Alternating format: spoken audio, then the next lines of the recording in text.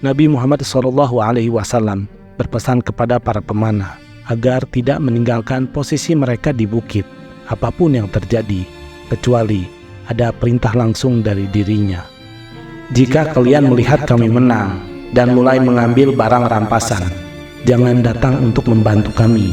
Dan jika kalian melihat kami kalah dan burung-burung memakan kepala kami, jangan datang untuk membantu kami.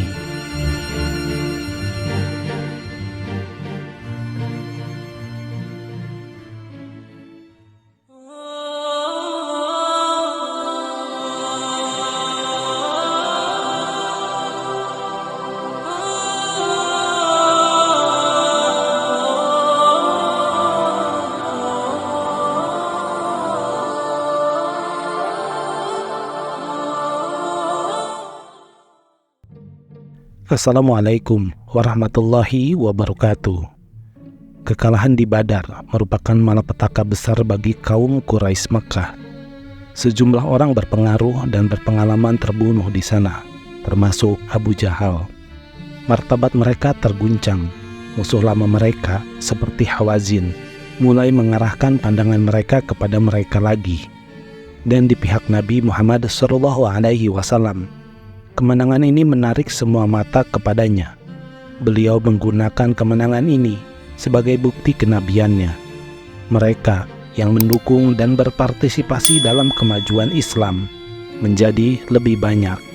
Abu Sufyan yang dipilih sebagai penerus pemimpin Quraisy menggantikan Abu Jahal bersumpah untuk membalas kekalahan itu. Beberapa bulan kemudian, ia menemani suatu kelompok yang berjumlah 200 orang ke Madinah. Di sana, ia bertemu dengan teman lamanya, kepala Bani Nadir, salah satu suku Yahudi di Madinah, yang kemudian memberinya makanan dan beberapa informasi latar belakang tentang daerah tersebut. Tetapi tidak lebih dari itu. Ia dan kelompoknya kemudian meninggalkan Madinah. Tapi sebelum benar-benar meninggalkan Madinah, 200 orang itu membakar 2 rumah dan menghancurkan beberapa ladang untuk memenuhi sumpah mereka. Dan pertempuran besar antara kaum Quraisy Makkah dan kaum muslimin terjadi setelahnya. Beberapa bulan kemudian, Abu Sufyan mengarahkan pasukan penyerang yang terdiri dari 3.000 orang untuk membalas kekalahan dari kaum muslimin di Badar.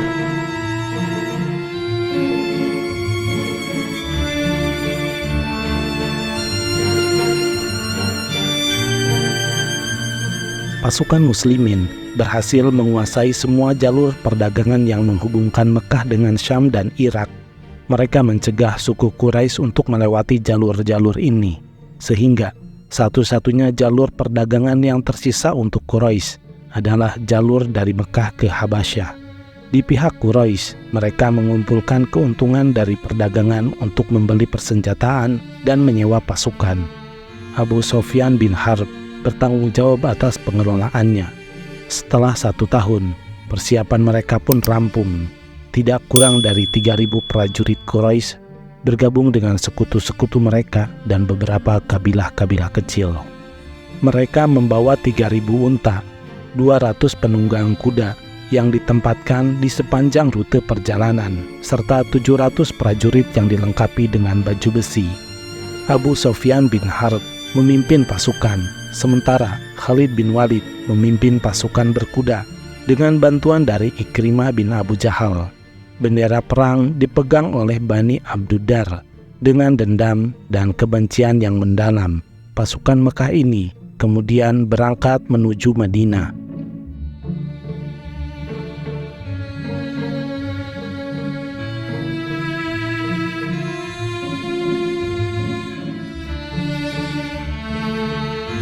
Sementara itu, Abbas bin Abdul Muthalib yang masih tinggal di Mekah memantau setiap gerak-gerik kaum Quraisy.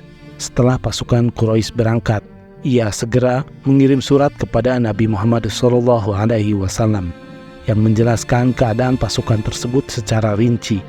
Kurir Abbas bergegas menuju Madinah dan berhasil menempuh perjalanan hanya dalam waktu 3 hari. Ia menyerahkan surat itu kepada Nabi Muhammad SAW di Masjid Quba. Nabi kemudian meminta Ubay bin Ka'ab untuk membacakannya dan memintanya agar isi surat tersebut dirahasiakan. Beliau kemudian kembali ke Madinah dan membahas masalah ini dengan para pemuka Muhajirin dan Ansor. Madinah langsung siaga penuh. Semua orang membawa senjata bahkan ketika sholat. Beberapa orang Ansor seperti Sa'ad bin Mu'adz, Usaid bin Khudair, dan Sa'ad bin Ubadah radhiyallahu anhum berjaga di sekitar rumah Nabi Muhammad SAW. Setiap gerbang Madinah dijaga ketat untuk mengantisipasi serangan mendadak. Beberapa kaum muslimin lainnya bertugas mengamati gerak-gerik musuh di sekitar jalur yang mungkin dilalui oleh kaum Quraisy Mekah. Pasukan Mekah bergerak menuju Madinah lewat jalur utama di sebelah barat. Ketika tiba di Abwa, Hindun binti Utbah, istri Abu Sufyan, sempat mengusulkan untuk menggali kuburan untuk Nabi Muhammad SAW. Tetapi usulan ini ditolak oleh para pemimpin pasukan Quraisy karena khawatir akan dampaknya. Pasukan pun melanjutkan perjalanan hingga mencapai dekat Madinah, lalu tiba di daerah Bukit Uhud di tempat yang disebut dengan Bukit Ainain di utara Madinah. Mereka tiba di sana pada hari Jumat 24 Maret 625 Masehi.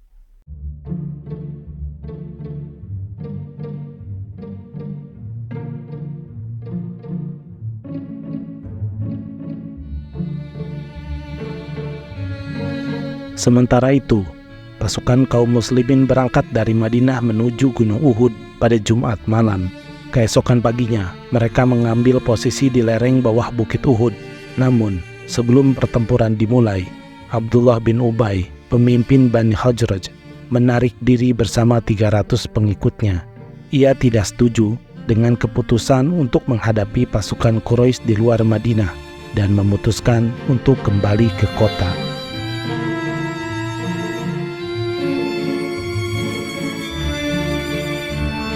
Kini pasukan kaum muslimin hanya tersisa sekitar 700 orang. Mereka berkemah di lereng Uhud dengan posisi membelakangi gunung untuk melindungi punggung mereka. Sebelum perang dimulai, Nabi Muhammad SAW menempatkan 50 pemanah di sebuah bukit berbatu di sebelah barat perkemahan. Ini adalah langkah strategis untuk melindungi sisi pasukan kaum muslimin yang kalah jumlah. Para pemanah di bukit akan menjaga sisi kiri, sementara sisi kanan dilindungi oleh Gunung Uhud yang letaknya di sebelah timur perkemahan. Dengan posisi ini, pasukan Quraisy tidak akan mudah mengelilingi atau mengepung pasukan kaum muslimin, terutama karena kavaleri kaum Quraisy jauh lebih banyak dengan perbandingan 50 berbanding 1. Nabi Muhammad SAW berpesan kepada para pemanah agar tidak meninggalkan posisi mereka di bukit apapun yang terjadi, kecuali ada perintah langsung dari dirinya. Jika kalian melihat kami menang dan mulai mengambil barang rampasan, jangan datang untuk membantu kami. Dan jika kalian melihat kami kalah dan buru-buru memakan kepala kami, jangan datang untuk membantu kami.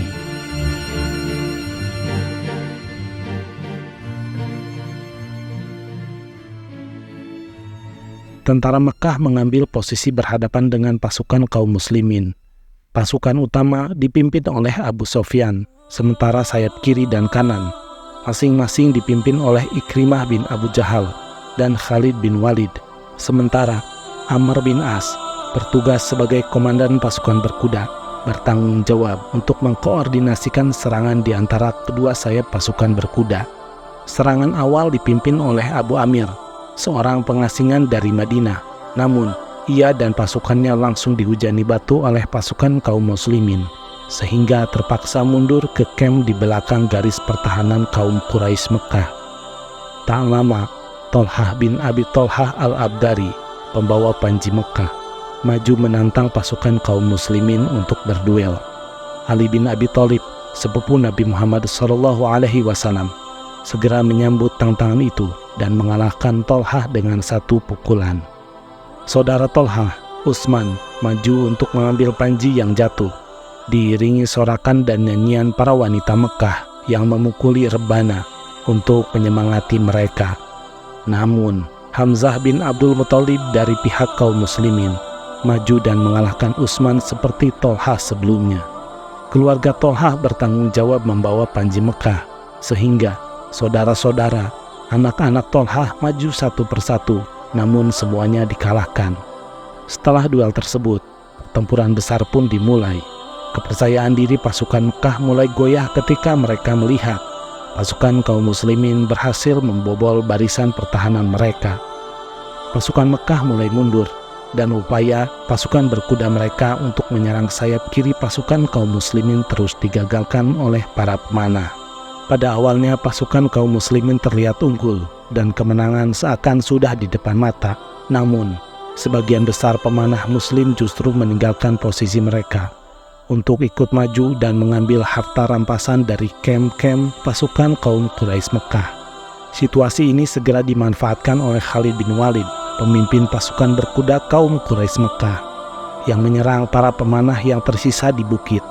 Dengan posisi yang terbuka, pasukan Quraisy Mekah bisa menyerang bagian sayap dan belakang pasukan kaum muslimin. Kekacauan pun mulai terjadi, dan banyak para pejuang kaum muslimin gugur. Di antara mereka yang gugur adalah Hamzah bin Abdul Muthalib, paman Nabi Muhammad SAW, yang tewas akibat serangan mendadak oleh seorang budak Ethiopia, Wahsy bin Harb.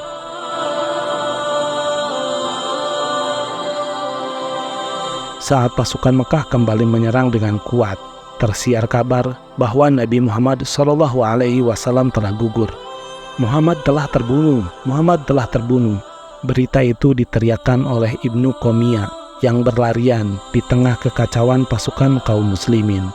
Namun ternyata beliau hanya terluka akibat lemparan batu yang melukai dahi dan bibirnya. Di tengah kepungan pasukan Quraisy Mekah, Ali bin Abi Thalib berdiri seorang diri, mempertahankan Nabi Muhammad SAW dari serangan pasukan Khalid bin Walid. Sebab 11 pengawal Nabi dari kaum Ansar sudah menemui syahid lebih dulu, dan Tolhah bin Ubaidillah pun yang sedari tadi melindungi Nabi seorang diri, sepertinya sudah tidak sadarkan diri. Setelah itu perlahan-lahan pasukan kaum muslimin mulai mundur mendekati Nabi dan melindunginya. Dan pasukan kaum Quraisy pun mulai mundur perlahan meninggalkan Nabi setelah melihat pasukan kaum muslimin kembali dalam satu barisan. Pertempuran di Uhud pun berakhir dengan kemenangan yang tidak sepenuhnya jelas. Kedua pihak mengalami banyak korban jiwa dan pasukan kaum muslimin akhirnya terpaksa mundur ke lereng gunung Uhud untuk bertahan. Pasukan Mekah tidak mengejar sepenuhnya dan justru berkumpul untuk mengklaim kemenangan. Meski tujuan awal mereka adalah menghancurkan pasukan kaum muslimin, namun sebenarnya tujuan itu tidak sepenuhnya tercapai. Di akhir pertempuran, Abu Sufyan, pemimpin pasukan kaum Quraisy Mekah, berdiri di atas bukit dan berseru, bertanya kepada pasukan kaum muslimin, apakah Nabi Muhammad SAW, Abu Bakar As-Siddiq, dan Umar bin Khattab masih hidup?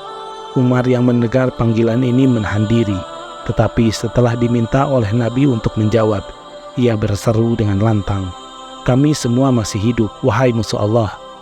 Abu Sufyan pun menanggapi, menyambut bahwa kemenangan hari itu adalah milik kaum Quraisy Mekah, dan bahwa mereka telah membalas kekalahan sebelumnya di Badar.